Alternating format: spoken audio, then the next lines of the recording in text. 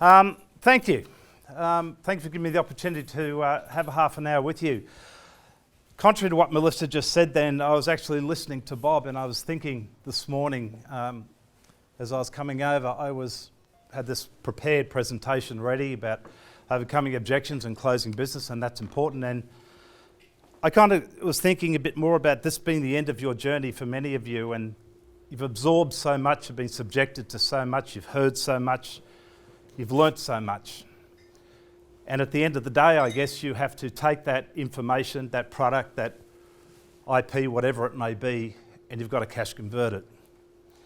And I just thought it might be worthwhile today if I allow the room to engage with me about stuff, inverted commas, that you would like to maybe hear a little bit more about, take on more about something specific that's going to be immensely targeted or relevant to you. And my experience of these types of forums is that if someone asks a question, it may be about how do we overcome a price objection? It may be about how do we more effectively and more ethically close? It may be about how do we prospect? I've found that that particular question tends to suit many of the people in the room. So if you're comfortable with that, I would like to open up by just getting you thinking a bit as you finish with leaders and you enter into or continue to progress with your business. I want you to think about something. If that circle on that whiteboard represented everything in the world that there was to know, for example, every web page ever posted, every lecture ever given, every book ever written, on every single topic in the world that you or I could possibly know, how much do you think we'd know? This is an English-speaking audience, is it not? Very little. Yeah, I agree. We wouldn't see it. Okay. All right, it's okay to be confident, but being delusional is another thing. So, if we were to take that circle now and we looked at this circle, or you looked at this circle, as your own knowledge bank, your capacity to retain information, your thinking space. And we were to take a chunk out of it. Don't miss this. Right now, on Thursday, the 10th of November, 2016, at 2:55 p.m. Right now, you and I are holding all of this information in our heads. And we're just going to categorize it as stuff. We're holding all of this stuff in our heads. And we're going to box it and call it stuff that we know. For example, I know my date of birth. I know that. And if you wanted to sit with me for a day, a week or a month and try and change my viewpoint on that, you wouldn't. It's something that I know. We're on the same page here? So you and I, at this moment in time, come to our business environment, or come to any environment, with categorical statements of facts. Our life journey has brought us to this point. Also, right now, this very moment in time, nothing, just taking it, not to scale, just take another chunk. You and I are currently sitting here today and we are consciously aware that there is stuff that we know we don't know. For example, I know I don't know, Brian, your mobile phone number. I know I don't know that. If I was ever motivated to find that out and Brian was comfortable in sharing that with me, he would give it to me, I would take it, I would internalise it, it'd be transferred from the top quadrant, from the bottom quadrant to the top quadrant. Understand? Okay. I know I don't know the molecular structure of an atom. I'm acutely aware that I don't know that, and I am also aware that there are people in this room that would know that. But if I was ever motivated to learn that, I'd probably go to a physicist and he or she would give me that information, I would internalise it, it'd be transferred from the bottom quadrant to the top quadrant. So why am I sharing this with you? I'm sharing this with you because if we now take that circle and we condense it into your selling ability today, at this moment in time, you currently go into an environment, a sales environment, with stuff that you know and that you know that you don't know. And what that does is that enables you to think or to create logic, which drives how you currently act and or behave in any particular selling situation. What I would like to do for the next 20 or so minutes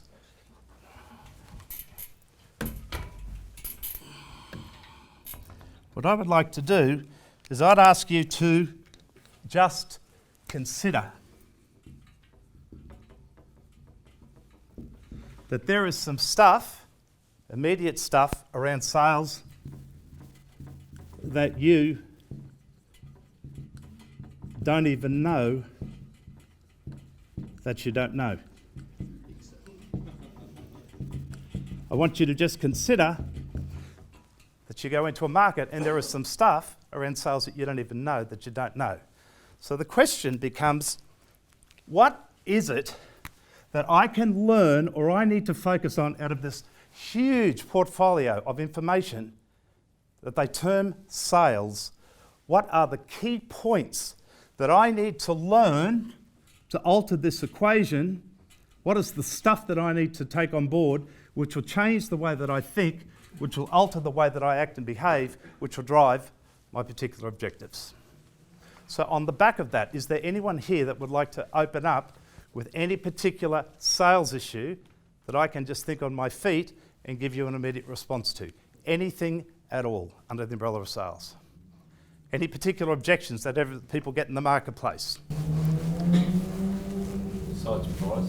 Sorry, price? So how do you handle a price objection? You got to upsell what you're doing, your service or your product, I suppose. Do you want, we have a microphone here that we could talk? We haven't, that's okay. So you... Upsell your service, whatever you're trying to sell of a product, or compared to your competitor who's basically going on price. Okay, you want a pen and paper? You might like to write this down. I'll just give you a couple of one or two sentences. If you had a price objection, you might like to say something like this. Price is an important consideration, Mr. Client. Price is an important consideration. But the question really is, do you want the cheapest price or do you want the best value for money? Price definitely is an important consideration, Mr. Client. I totally get that. But the question really becomes, are you looking for the cheapest price or are you really looking for the best value for money? Because if it is value for money, there are reasons why people pay us extra for what we do and what we deliver. Does that make sense? Are you open to hearing that? So rather than just going into and start upselling, we need to get permission from them to say, okay, now come and talk to me about your value proposition. Another one. Yeah. Jeff. One of the things that I get quite a bit from our larger customers is their risk management.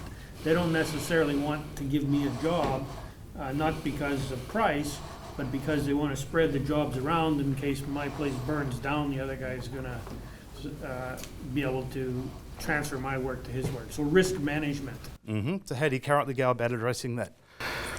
Well, I don't do a very good job of it, I don't think. That's a pretty complex question. Yeah.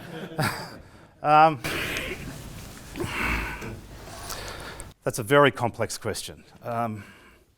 Do you understand the rationale behind their decisions? Have you spoken to them about that? And have you ever found in the past that they've made exceptions to that, or why they've made exceptions to that? Usually because of price. Right, so what else other than price is going to reduce their risk? Are you saying to me the price is the risk reducer for them? Yeah, if we get it cheap enough, then the other part of the risk quadrant becomes less in their mind. Right, okay. And have you explored that? Is that a potential option for you? I mean, it's a very, very broad question which really needs an onion peel back on it. Yeah. So I'm happy to take that offline with you if you want. Okay. Okay, and I do know you and I know your business. Yeah. So I get that. Another one, a broader one? Yeah, go. Our procurement decisions are made somewhere else where we're not. Right, so you've developed a relationship So with... we're a national business. Yes. It's an international company with operations in Australia, but I'm sorry, we can't deal with you. Procurement, is international. Right, has anyone else experienced that? Okay. Have you gone to attempt to find relationships or develop relationships with these other entities at all? Usually not, because they say they will only work with a global partner. Okay. So is it about really developing, are you talking about getting access to the final decision maker, or you're saying you really submit a proposal and then there's a cut-off point? Well, do they detach? It's more that the services we provide are very good in Australia. We'd like them to be able to make a decision for those services in Australia. Mm-hmm. And it's hard to know sometimes, is it real or is it just fobbing you off? But if it's real, it's quite hard to compete with, if a decision's made in New York, for example, with an international company that can service this particular client internationally, we can't compete. So in whose interest within that organisation would it be to ensure that they get that type of a delivery outcome here in Australia? Whose interest would that be? The local company. Right, okay, but what about for the head office in New York? I guess it's risk versus... Correct. Again, but I guess my question is, do you intimately understand that? Yeah. Is that? They like it to be clean, I guess. Yes, exactly. Exactly. Another one here? Yeah. How are you, mate? Good. The customers don't want to change product because of the training across the workforce that would be involved. So we don't want to change product. Everyone's familiar with the existing product across our workforce. So if you think of that from a client's perspective, that's a fairly rational position to take. So what would be the value proposition in changing from ABC to yourselves, Pacific Data? What is the case that exists for that? What help are you giving them in that transition? What would that look like? If the pain point is the transitioning or is the training, how do you potentially go and alleviate that? Would be something to explore, as long as the value proposition there. But if people aren't going to change for change's sake, it's crazy. No one is going to do that. But people will often change. Like, I had a client recently that said to me, "Well, Peter, we're currently with ABC," and I said, "Yes, you are with ABC, but you're also with DEF 5 years ago, and something happened with DEF that moved and motivated you to explore change then to go from them to here." And I'm just simply asking, if the same value proposition was to be presented to you, would you at least be open to considering, just exploring, whether or not you move from them to us again, if the value is there? That's the question. So it's about creating that value and really understanding that business, because change is not easy. Does that broadly help you? Someone else? Yeah. I like your proposal, but I want to have a look at a couple of options. Sorry? I like your proposal, but I want to have a look at a couple of... I like your proposal, but I want to have a look at a couple of options. Well, how do you currently address that? If you rang someone, you followed them up or something like that? Face to face, yeah. Like about it, I'm a little bit nervous, but it's a rational thing to do, so it's difficult to not be too aggressive. Yeah, I'd probably say something like, first off, I'd expect you to make comparisons, Mr. Client. Most of my customers would do that. What are you hoping to find in the other proposals that you don't feel that you found here with us? And just try and nut out what is the truth of that conversation. Because just looking, what does I want to look at another proposal actually mean? Our responsibility as professionals to really dive down and identify where is the risk. There's risk, obviously, in ours that's moving or motivating them to consider others. So it's about finding out what that means. And again, talking to them that it's perfectly reasonable to explore other options. Yeah, other one? Yeah. I don't quite know how to frame this because it's in that big red area. Yeah? Stuff you don't even know, you don't know, that's all right. It's going to be a bit awkward, so let me just bumble through on it. It is this, while we hear about the nature of selling has changed, Yeah. and we can conceptualise that, how do we, in other words, all of us that have a business development function, how do we know that we've actually shifted to the new way of selling? Okay, I'll try and answer that with a visual.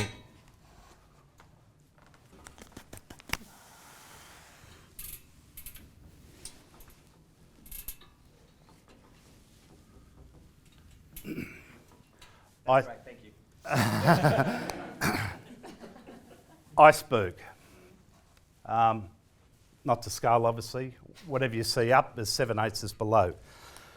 The shift in sales is what they call, well, the shift is what I call, has been moving from what's called above the line communication.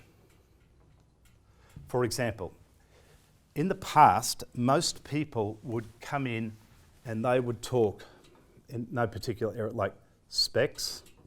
Above the line includes specs, data, facts, price, features, what we call a stated value proposition, which is this is who we are and what we do and all that. And it's all above the line. And that is logic. So they're all statements of fact, logical facts. And the shift today is to below the line. And that is finding or educating yourself to find the balance when communicating with someone. This information, but connecting on a human basis. For example, this below the line are things like, as I just said, it's a sense of connection, it's feelings, it's trust, it's credibility, it's a sense of low risk. All of these below the line topics are emotional. So when we talk about the face of sales has changed in the past, and quite the good news is that many people are still out there, let me tell you everything about who we are and what we do. It's not about you or me, it's about them. And that's not rhetoric or words on a corporate boardroom wall. It is a genuine paradigm shift when you walk in and you engage with a client, to be prepared to walk away if you're not the fit. And the minute that you can get into that space, every word that passes your lips will be driven by that by that paradigm. And what many people in sales, like, oh yeah, it's all about the customer, it's all about the customer, all about the customer. But if you were to peel the onion back on that, that's not really the truth. It's about the customer, but it's about revenue. I'm saying the shift is, if you make it about the customer and you're the fit, the revenue and the rest will look after itself. Does that make sense? And that is where you build deep connections. You just don't have a client, you have a client for life. Because people will always make their decisions down here. And then what they will do is they will defend it logically. This is where this is where the closing element is. But now that I've said yes to you, I'm going to validate to myself why I paid a bit more, or why I did this, or why I did that. These are all the reasons. So it is the art, and coupled with the authenticity of how do you marry, or how do you transfer this knowledge, rather than data dumping logically, in a way that it is creating some of those things below the line. Does that make sense? And that is the real shift. People just don't care about you or me. They care about themselves. Agree? Yep. And so they should. And it is only when they connect and genuinely sense and feel that you care about them that they will start caring about you, and that's where the relationship is born from. Yeah. That would be a hard skill to train in, wouldn't it? Because it's got a degree of sincerity to it. Yes, absolutely. Yeah. Oh, you're talking, yeah, okay, well I said educate yourself. It's a paradigm shift. Yeah. And I think if you're, not you, but if someone's motivation, look, there are some people, like we profile literally tens of thousands of salespeople a year, and there are many, many different motivators for different people. And there's not right, it's not wrong, it's not good, it's not bad. But if you have, for example, if you had someone on your team, you profile them, and all they really cared about was the money, the probability of that person authentically delivering that would be minuscule. So as a business looking on the horizon, you've got to look at what are the types of salespeople that I want in my business. Because customers today out there, they just don't have time to be sold to. It's about that connection. So does that sort of answer your question? It is, yeah. Someone else? Would you describe those skills more as being the skills of emotional intelligence? Skills of emotional intelligence? I'm sure that there's a couple of psychs in the room that could actually be better briefed to describe that than me. I don't know. I can't really answer that, whether it's emotional intelligence or not. What I'm talking about from a selling perspective, it's about a capacity to go in, not because it's past rhetoric, problem solver. It's like, does this person have a problem? Do they want help? And if they do want help, do they want my help in solving that problem, in helping them solve that problem? And it's about going, it empowers you to ask these types of questions that then you identify that you're a fit. So if that's EQ, I can't really comment. Someone had a hand up? Yeah.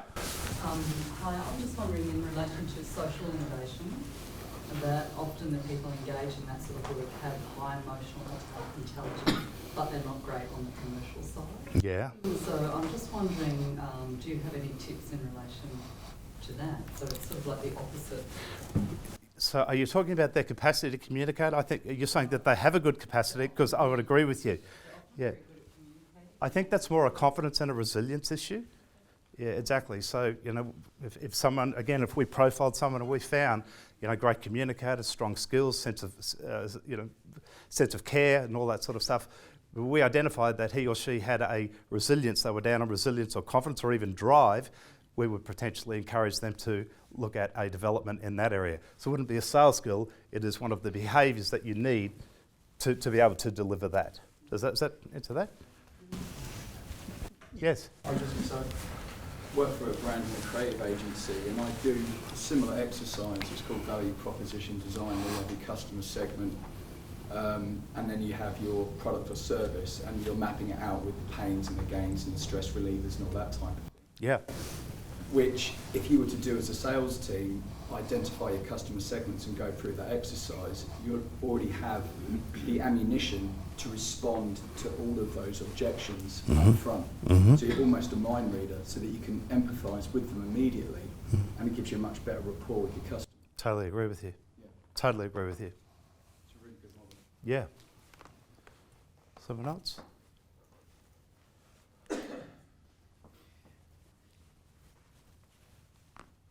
Okay, yes.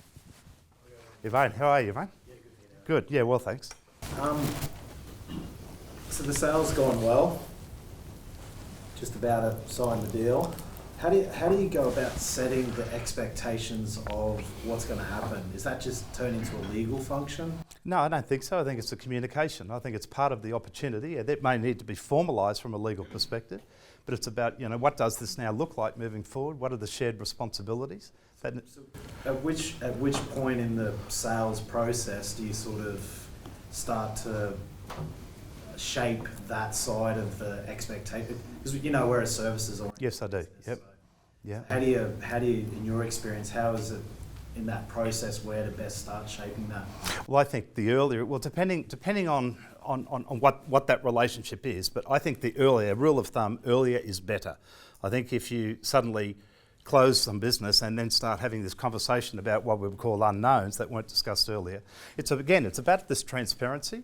I mean, could you give us, if you're comfortable, some examples of what some of these expectations would be, or where some issues are? I just find that each person that we deal with seems to be vastly different, and some like the dotted line and it's signed. Yeah. Some like the handshake. Yeah.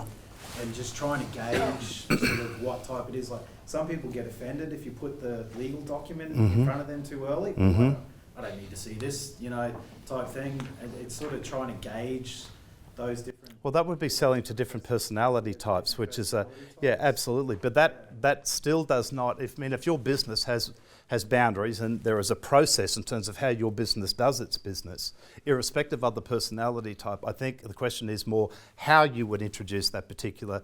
You mentioned the word illegal documentation, to an analytical thinker, to more so someone who is more charismatic or more emotive or whatever the case may be. Nonetheless, it's still got to be introduced. Yeah. It's a question, I think the skill would lie in how do you introduce that to those different people.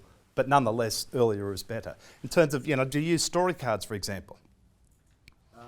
Like case studies? No, story card. Businesses today, when you have not even a complex sale, if you've got a sales process, the way that you go about business, just on an A4, typically it has images on it. For example, we're here, and then we move to here, and there might be a photograph of, someone belly to belly there, and whatever it may be, box here. What it is, it's a story card that you put out in front of the customer to give them a snapshot of what this engagement is going to look like. Not the detail, it just paints the picture of the whole scenario. So, okay, and right now we're here, we're identifying, we're taking a needs analysis, or we've agreed that we're going to explore it further. The next step is this. And you can have a couple of bullet points here just to, it's a story card, that's all. It's a picture that you can talk to paint people in from a macro or a high level broad thing. At some point down here there will be documentation required. You can bring that out. And you can maybe say, you may remember 3 weeks ago when I brought out the story card, see what I'm getting at? Yeah, exactly, and there's no surprises. Again, it's this transparency that we're talking about. So I'd encourage all of you, if you don't have a story card, just 4 or 5 images that you and or your salespeople can just map out the journey of how you typically do business with people. It's not etched in stone, but it's a very good talking point, which helps fill in some gaps. Because typically it's meet, greet, stop, proposal, stop. And we need more of a holistic approach to that. I think another good point too, and I totally agree with Peter's do it early. Another reason is that if you do that, that's something competitors probably won't do. All of a sudden they see you in a different light. And you can say, well, you've understood our training program, it's on the storyboard. And the competitor might even talk about training as an example. And then that also says, well, this is also an exercise, because of what we're doing, to change your business. Would you like some help with that?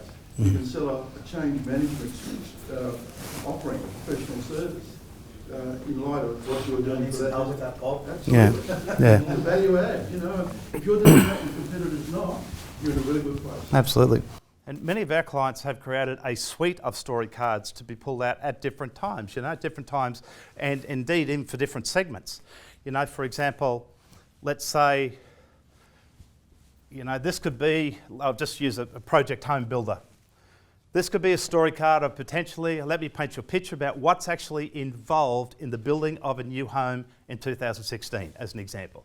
Not just with us, with anyone. And then there could be a story card then that is more that builder specific, that may address things like site works, may address things like now that we're a mutual fit and there's a part payment required for a deposit. Some salespeople are, so how do we help them with the story card? So, well, the next step would require a part payment of $3,000. You can see in the story card, it's just letting the story card do the selling for you, So they're very, very powerful, and people relate to them because it fills in gaps for them.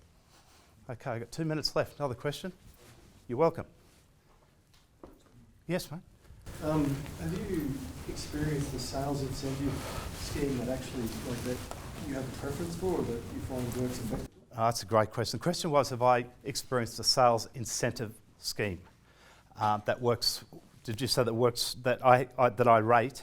But that you find that works actually. Yeah. The answer to that question lies in everything. The answer to that question has everything to do with the culture that the business owner wants to create. For example, if you want to create a highly, highly competitive culture where sales are up on a daily basis, everyone looks, you would profile people who are really energised by that environment. So therefore, in terms of incentives, it would, I'll get to that. So, does that make sense? If you want to create, and a classic example of that would be the automotive industry, But if someone is not driven or indeed becomes demotivated by competition, the notion of seeing his or her name up there could be so detrimental to their productivity. So it's about selection and it's about culture. In terms of actual incentives, by definition, are you referring to financial incentives? Again, that has everything to do with culture. And I just mentioned it before, so I'll just stay on message with that. The home building industry in most states is still commission only. So in other words, if they don't go to work and they don't sell, they starve. If you looked at the business owners of many of those organisations, that just works for that industry. It doesn't matter your or my view on the world on that. But they've got a churn rate of about 30%. So, and also the way that they treat their customers, I've got another view on the world on that as well. So I don't know if I'm specifically answering your question. It depends what you want to create. So for a potentially service-related business, do you have a preferred method? Yeah, I think my view of the world is this: reducing salaries for business development managers and account managers and putting them more on performance-based incentives. It's actually all about outcome now, all about output. I mean, this country is littered with salespeople that, quite frankly, are taking home quite a sizable amount of money and they're not delivering. I'm not judging them as people, but I'm simply saying as a business that's not sustainable. And people just do it because that's what everyone does. And they don't feel that they can find them. Instead of paying someone 70 grand with a potential bonus of 30 grand to make 100, why not pay them 40 and give the opportunity to make 150? And those people are out there. Right process, right skills, right ethics, and reduces risk for the business. So money matters in sales, there's no question about it, but not to all people. It's only one component of a number of other components. So my general philosophy is reduced salary and higher performance. Yeah, and that wraps it up for me. So thank you. I hope you've enjoyed that, and catch up again. Thanks.